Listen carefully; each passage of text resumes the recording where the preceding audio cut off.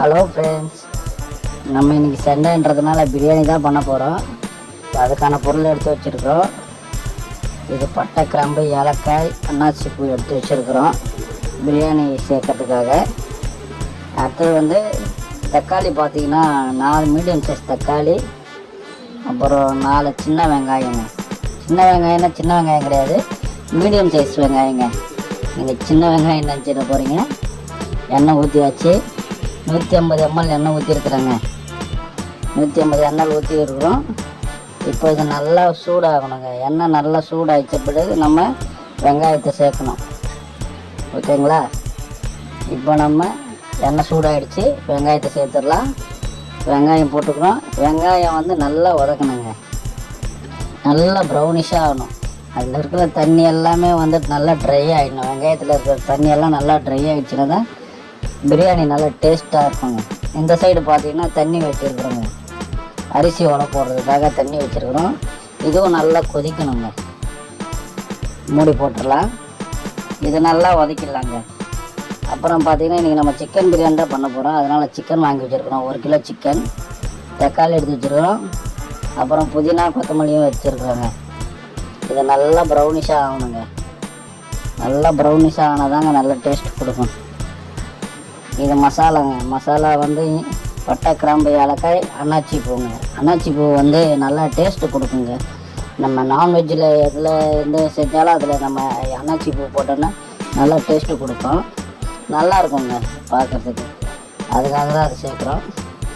நல்லா வதக்குதுங்க. இப்போ இது வந்து இஞ்சி பூண்டு பேஸ்ட்டுங்க. இஞ்சி பூண்டு பேஸ்ட்டில் வந்து 150 கிராமுங்க. இதில் வந்து ஒரு 4 முந்திரி சேர்த்துருக்குறோங்க. நம்ம டேஸ்ட்டுக்காக தாங்க, நல்லா டேஸ்ட்டாக இருக்குங்க பிரியாணி. ஆமாங்க. இப்போது எல்லாம் ரெடி பண்ணியாச்சு. தண்ணியே வச்சாச்சு. தண்ணி சூடாகுது லைட்டாக. நல்லா கொதி வரணுங்க. அப்போ தான் அரிசி போட முடியும். இங்கேயே நம்ம தக்காளியும் சேர்த்துட்டோம். தக்காளியும் சேர்த்துட்டு எல்லாமே நல்லா வதக்கணுங்க.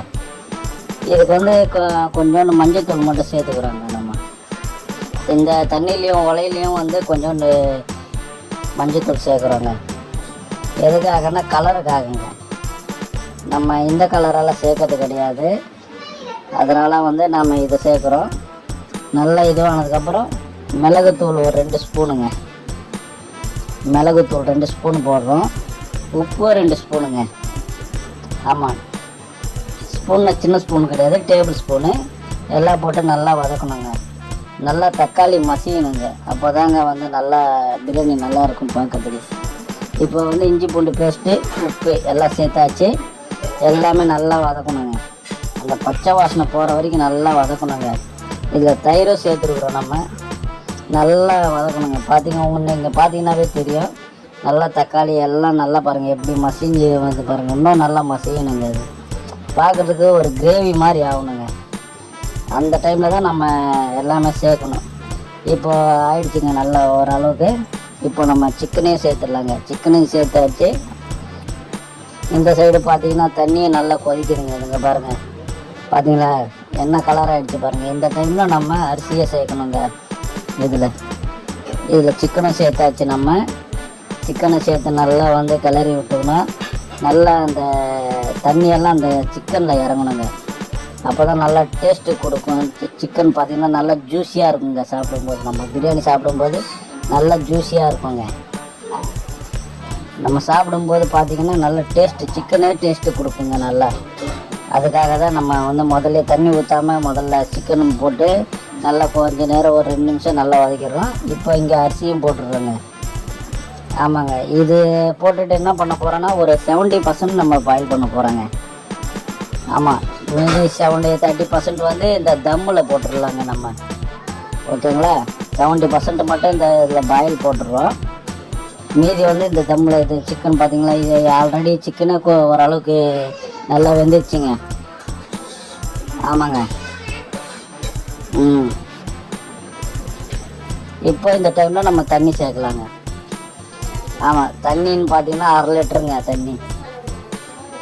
இப்போ இதை என்ன பண்ணணும்னா நம்ம நல்லா கிளறி விட்டுட்டு மூடியை போட்டு விடலாங்க. நான் மூடியை போட்டுட்டு நல்லா ஒரு கொதி வரணுங்க. நல்லா அதையும் நம்ம மூடி போட்டு விட்டுட்டோம். ரெண்டுமே நல்லா கொதி வரணும்.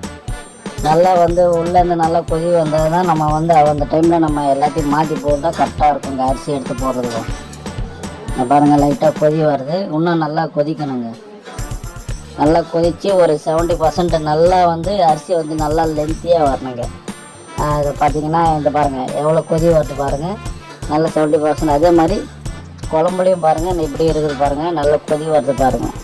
இந்த டைமில் நம்ம வந்து குழம்ப வந்து கொஞ்சம் ஸ்லிம்மில் வச்சிடணுங்க.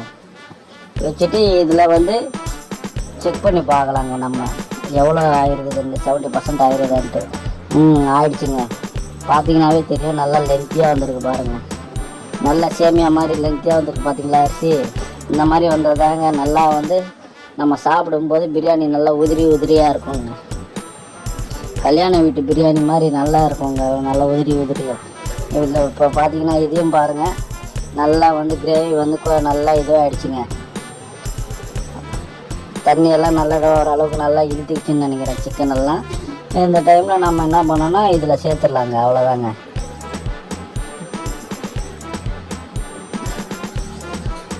அவ்வளோதாங்க. இந்த 70% பாயிலான அரிசியை எடுத்து அப்படியே இதில் போட்டுற வேண்டியதுதாங்க. இதை போட்டுட்டு நல்லா வந்து அந்த தண்ணிக்கும் இந்த அரிசிக்கும் ஒரே லெவல் வரணுங்க. அந்த லெவலுக்கு நம்ம போட்டு வைக்கணும். என்ன பாருங்கள், நான் போட்டு எல்லாத்தையும் போட்டு காமிக்கிறேன் பாருங்கள். பார்த்திங்கனாவே உங்களுக்கு எதாவது தெரியும் அது எந்த லெவலுக்கு வரும்னு.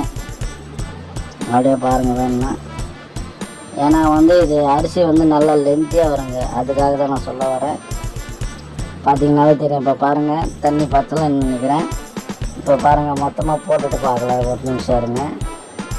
போட்டு பார்த்துட்டோன்னா இப்போ பாருங்கள், இப்போ பார்த்தீங்கன்னா தெரியும் உங்களுக்கு. பாருங்கள் எல்லாம் ஒரே லெவலில் இருக்குது பாருங்கள். பார்த்தீங்களா அந்த கலர் மேலே வந்துச்சு, பார்த்தீங்களா அந்த குழம்பு கலரெல்லாம் மேலே வந்துச்சு. இப்போ ஒரே லென்த்தியாக இருக்குது பார்த்தீங்களா, எல்லாமே ஒரே லெவலாக இருக்குன்னு பாருங்கள். அந்த குழம்பு தண்ணி மேலே வந்து ஒரே லெவலில் இருக்குது. இந்த டைமில் நம்ம டம் போட்டுருங்க, ஒரு துணி ஒன்று மேலே போட்டுட்டு இப்போ அந்த இதை வச்சிடலாங்க. டபராவும் இது மேலே போட்டு பிளேட்டை வச்சுட்டு இதுக்கு வெயிட்டு மட்டும் ஏதாவது ஒன்று வச்சு விட்டுறலாங்க. வச்சு விட்டுட்டு ஒரு 5 நிமிஷம் வந்து ஹை ஃப்ளேமில் வச்சு விட்ருந்தாங்க. அப்போ தான் அந்த 30% பாயில் ஆகுது வந்து அதில் நல்லா பாயில் ஆகுங்க. ஒரு 5 நிமிஷம் ஹை ஃப்ளேமில் வச்சுட்டு அதுக்கு அடுத்தது லோ ஃப்ளேமில் ஒரு 10 நிமிஷம் வச்சா போதுங்க. நல்லா வந்து பிரியாணி நம்மளுக்கு நம்ம நினச்ச மாதிரி ரெடி ஆகிடுங்க. கல்யாண வீட்டு பிரியாணி மாதிரி நம்மளுக்கு ரெடி ஆகிடும். வேணா செக் பண்ணி உங்களுக்கு காட்டுறேன் பாருங்கள். அப்படியே பாருங்கள் 5 நிமிஷம் ஆகிடுச்சு. இப்போ இதை நம்ம கொஞ்சம் ஸ்லோ பண்ணிடலாம். அதே மாதிரி நீங்கள் தம் போடும்போது அடியில் ஏதாவது வந்து தோசைக்கல் வைங்க, ஏன்னா அடி பிடிச்சிரும். இல்லைன்னா தோசைக்கல் வச்சு அது மேலே அந்த தபாரை உட்கார வச்சு நீங்கள் போடுங்க, தம் போடுங்க.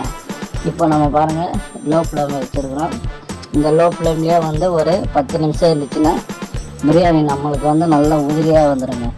வேணா செக் பண்ணிடலாம் வாங்க. இதை பாருங்கள் சொன்ன பார்த்தீங்களா, இதை பாருங்கள் எவ்வளோ உதிரி உதிரியாக இருக்குது பாருங்கள்.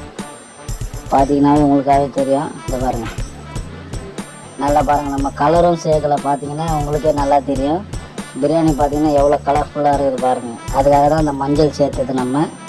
ஏன்னா கலரெல்லாம் சேர்த்து வந்து நம்ம உடம்புக்கு கெடுதலாக இருக்காத அளவுக்கு நம்ம இதுலேயே பண்ணிக்கலாங்க. பார்த்தீங்கன்னா எவ்வளோ பாருங்கள் பிரியாணி பாருங்கள், கல்யாண வீட்டு பிரியாணி மாதிரி நல்லா கலர்ஃபுல்லாக உதிரி உதிரியாக வந்துடுது பாருங்கள். அவ்வளோதாங்க. ஒரு இதை ஆஃப் பண்ணிவிட்டு ஒரு 5 நிமிஷம் 5லேருந்து 10 நிமிஷம் வந்து அப்படியே வந்து எடுத்து வச்சுட்டு அதுக்கப்புறம் மறுபடியும் ஒரு தடவை நல்லா கிளறி விடணுங்க. இதை பாருங்கள் கிளறி விட்டு நம்ம அப்படியே சேவ் பண்ண வேண்டியதானுங்க. இந்த வீடியோ உங்களுக்கு பிடிச்சிருந்தா லைக் பண்ணுங்கள், கமெண்ட் பண்ணுங்கள், ஷேர் பண்ணுங்கள். உங்கள் வீட்டில் சண்டே டைமில் நீங்கள் என்ன சமைப்பீங்கன்றது கமெண்ட்ஸில் சொல்லுங்கள். ஓகேங்களா? நம்ம வீடியோ பிடிச்சிருந்தா எல்லோரும் சப்போர்ட் பண்ணுங்கள். Okay, thank you so much. Bye பாய்.